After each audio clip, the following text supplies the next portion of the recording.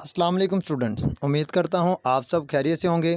Students, आज जो हमारा लेक्चर है वो है कंप्यूटर साइंस 10th क्लास और आज हम लोग चैप्टर नंबर 2 की एक्सरसाइज कर रहे हैं। यानी कि आज हम लोगों ने दो प्रोग्राम करने हैं, एक्सरसाइज 9 और 10। तो स्टूडेंट्स, लेक्चर शुरू होने से पहले आपसे एक छोटी सी रिक्वेस्ट है कि अगर आप लोगों ने अभी तक मेरे चैनल को सब्सक्राइब नहीं किया तो पहले मेरे चैनल को सब्सक्राइब करें और साथ में बेल आइकन को प्रेस करें ताकि हर आने वाले वीडियो का नोटिफिकेशन आपको मिल सके। तो चलिए अब हम लोग पहले प्रोग्राम नंबर 9 शुरू करते हैं कि write a program that takes a character and number of steps as input from user. Students, ये दो जो चीज़ें हैं इसको आप लोग अंडरलाइन कर लें, एक करैक्टर और एक नंबर ऑफ स्टेप्स। यानी कि इन दोनों चीज़ों को आप लोगों ने प्रिंट एफ और स्कैन एफ के तौर पर इस्तेमाल करना है। इसके बाद आएँ जी, program should then jump number of steps from that character. Students, इसमें ये है कि नीचे उसने हमें एक छोटी सी एग्जांपल बताई है कि अगर हम लोग एंटर करते हैं करैक्टर ए तो हम लोगों ने स्टेप किए 2, यानी कि जो अगला हमारे पास करैक्टर आएगा वो आएगा सी। इसी तरह से अगर हम लोगों ने 5 स्टेप्स लेने हैं तो जो नेक्स्ट हमारे पास करैक्टर है वो एफ़ आएगा। तो चलिए अब हम लोग प्रोग्राम की तरफ चलते हैं। तो स्टूडेंट्स, ये हमारे पास प्रोग्राम है। सबसे ऊपर हम लोगों ने प्रोग्राम का एक सिंटैक्स लिखा हुआ है। स्टूडेंट्स, इसको आपने लाजमी लिखना है। अगर आपने स्टार्टिंग में भी ना कुछ लिखा हुआ हो तो प्रोग्राम रन नहीं होगा। तो पहले आप लोगों ने ये सिंटैक्स लिखना है। इसकी तरफ आ जाएं आप लोग। अब हमने दो तरह का यानी कि डाटा टाइप डिक्लेयर किया, एक हमने इंटीजर और एक हमने करैक्टर, क्योंकि प्रोग्राम में उसने दो चीज़ें हमसे पूछी। एक उसने कहा था करैक्टर के बारे में और एक उसने कहा था स्टेप्स के बारे में। इसीलिए मैंने आपको कहा था कि इन दोनों चीज़ों को आप लोग अंडरलाइन कर लें। तो आप देख सकते हैं कि एक आया जी एंटर द करैक्टर और एक आया हमारे पास एंटर द नंबर। उसके बाद आप लोग देखें कि हमने क्या किया कि एक वेरिएबल एक्स है ना, जो हमने फ़र्ज़ किया हुआ है, एक अज्यूम के तौर पर हमने एक वेरिएबल इस्तेमाल किया और इसके अंदर हम लोगों ने जी फाइंड आउट करना था कि जो करैक्टर है उसको हम लोग प्लस कर रहे हैं जी स्टेप्स के तौर पर।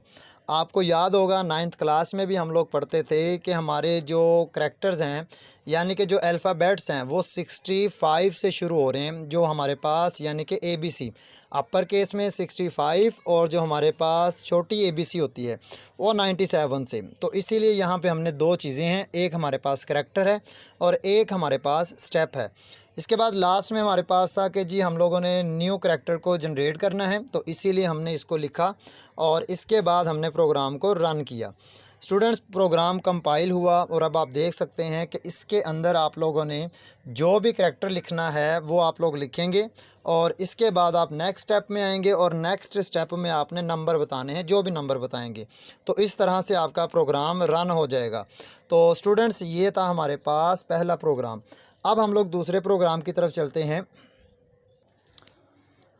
स्टूडेंट्स, प्रोग्राम नंबर हमारे पास जो 10 है इसके अंदर है जी कि write a program that takes radius of a circle as input. Student, इस वाली लाइन को आप लोग अंडरलाइन कर लें, रेडियस ऑफ अ सर्कल। मैं आपको इसीलिए कहता हूं कि जब भी हमारे पास इस तरह का डाटा हो जो लिखा हो एज इनपुट, यानी कि इसको हमने शुरू में प्रिंट एफ में और साथ में स्कैन एफ में लिखना है। तो इसलिए मैंने आपको बताया है कि ये जो लिखा हुआ ना कि रेडियस ऑफ अ सर्कल, इसको अंडरलाइन कर लें। जब भी प्रोग्राम में इस तरह का डाटा लिखा हुआ हो और साथ में लिखा हो एज इनपुट, तो आपने शुरू में प्रिंट एफ में यही डाटा लिखना है जिसके साथ एज इनपुट लिखा हो। उसके बाद उसने बताया the programme should calculate and display the area of circle. इस लाइन को भी आप लोग अंडरलाइन कर लें, द एरिया ऑफ सर्कल, इसको हम लोगों ने फाइंड आउट करना है, ये लास्ट में हम लोगों ने लिखना है। तो स्टूडेंट्स, ये था हमारा प्रोग्राम। चलिए अब हम लोग प्रोग्राम की तरफ चलते हैं और इसको हम लोग कंपाइल करेंगे और देखते हैं इसका क्या आउटपुट आता है। स्टूडेंट्स, ये प्रोग्राम हमारे पास मौजूद है। शुरू में मैंने आपको जिस तरह पहले भी बताया हुआ है कि आपने सिंटैक्स लाजमी लिखना है, अदरवाइज़ प्रोग्राम रन नहीं होगा। और ये 2 नंबर का सवाल भी आता है कि difference between syntax and syntax error. उसके अलावा सवाल आ सकता है कि टाइप्स ऑफ एरर्स। तो आपको याद होना चाहिए syntax error, run time error और एक कहलाएगा लॉजिकल एरर। बहरहाल ये हमारे पास है प्रोग्राम। हमने जो डाटा टाइप जिसको डिक्लेयर किया वो फ्लोट में है, क्योंकि हमने रेडियस वगैरह फाइंड आउट करना है। तो शुरू में आप लोगों ने एक डाटा यानी कि डाटा टाइप डिक्लेयर किया फ्लोट, और दो चीज़ें आपने बताई हैं वेरिएबल, एक रेडियस और एक आपने एरिया। मैंने आपको इसलिए कहा था कि इस लाइन को आप लोग अंडरलाइन कर लें। तो यहाँ पे लिखा हुआ है कि enter the radius of a circle.